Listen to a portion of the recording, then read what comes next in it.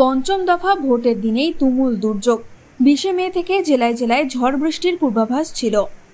দক্ষিণবঙ্গের সব জেলাতে ফেয়ারলি ওয়াইড স্প্রেড রেনফল হওয়ার সম্ভাবনা আছে 20 তারিখ। ফেয়ারলি ওয়াইড স্প্রেড আর দক্ষিণবঙ্গের সব জেলাতে। এবং ব্যাপারটা হচ্ছে কি, যে কোনো জেলারই 50% থেকে বেশি এরিয়াতে বৃষ্টিপাত হওয়ার সম্ভাবনা আছে। ফেয়ারলি ওয়াইড মানে অনেকখানে জায়গা জুড়ে হবে আর কি।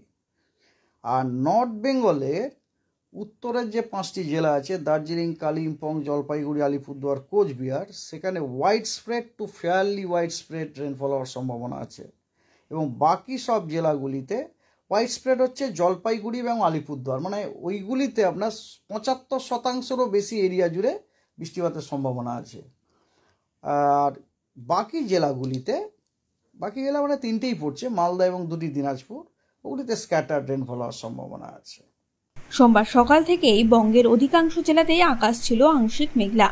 বেলা বাড়ার সঙ্গে ঘোর অন্ধকার করে জেলায় জেলায় শুরু হয় বৃষ্টি।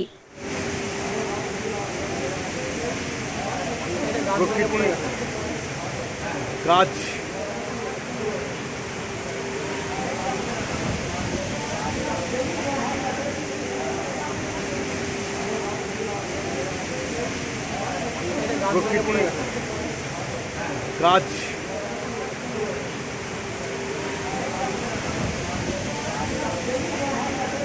ছিঁড়ে পড়েছে,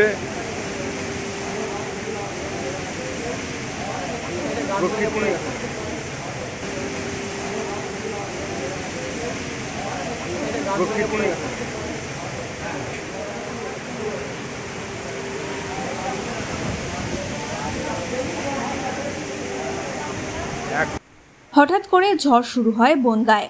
হঠাৎ ঝড়ে লণ্ডভণ্ড ভোট গ্রহণ কেন্দ্র। আতঙ্কে বুথ ছাড়েন ভোটাররা। পঞ্চম দফার সকাল থেকেই নির্বিঘ্নে ভোট হচ্ছিল বনগাঁয়। হঠাৎই প্রবল জোরে হাওয়া বইতে থাকে। শুরু হয় বজ্রবিদ্যুৎ সহ বৃষ্টি।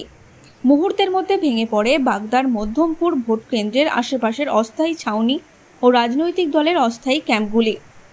আতঙ্ক ছড়ায় ভোটারদের মধ্যে। গাইঘাটার ঝাউডাঙ্গা পঞ্চায়েতের আংরাইলের 217 নম্বর বুথে প্রবল ঝড় বৃষ্টির কারণে বন্ধ হয়ে যায় ভোট গ্রহণও।